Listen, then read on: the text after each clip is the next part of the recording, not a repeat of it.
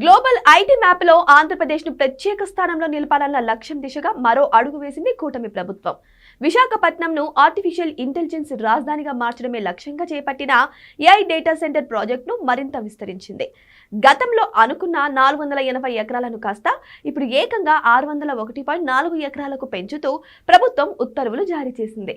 ఇప్పటికే భూసేకరణ పూర్తి చేసి రైతులకు పరిహారం కూడా పంపిణీ చేయడంతో ఈ మెగా ప్రాజెక్టు పనులు పరుగులు పెట్టనున్నాయి. ఈ ప్రాజెక్టు కోసం విశాఖ, అనకాపల్లి జిల్లాలలోని 3 వ్యూహాత్మక ప్రాంతాలను ప్రభుత్వం ఎంపిక చేసింది.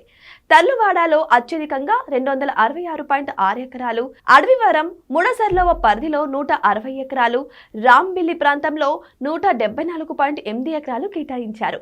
ఈ భూములను రైడెన్ ఇన్ఫోటెక్ భాగస్వామ్య సంస్థ అయినటువంటి అదానీ ఇన్ఫ్రా లిమిటెడ్ కు అప్పగిస్తూ ప్రభుత్వం ఉత్తర్వులిచ్చింది. ప్రపంచవ్యాప్తంగా ఏఐ డేటాకు డిమాండ్ విపరీతంగా పెరిగింది. దీన్ని దృష్టిలో పెట్టుకుని ప్రాజెక్టు సామర్థ్యాన్ని పెంచాలని బాబు సర్కార్ నిర్ణయించింది. మొన్నటి ఏఐ సమ్మిట్ లో గూగుల్ సీఈఓ సుందర్ పిచాయ్ కూడా ఏపీలో ఉన్న అవకాశాలను ప్రశంసించారు. ఈ డేటా సెంటర్ కేవలం డేటా దాచుకోవడానికే కాకుండా ప్రపంచ స్థాయి టెక్ కంపెనీలకు సర్వీస్ హబ్ గా మారబోతుంది. ఈ ప్రాజెక్టు విస్తరణతో కేవలం ఐటీ కంపెనీలే కాదు, వేల సంఖ్యలో ఉద్యోగాలు రానున్నాయి. సాఫ్ట్వేర్ ఇంజనీరింగ్, డేటా అనలిటిక్స్ రంగాల్లో నిపుణులైన స్థానిక యువతకు పెద్ద పెద్ద కంపెనీల్లో పనిచేసే అవకాశము దక్కుతుంది.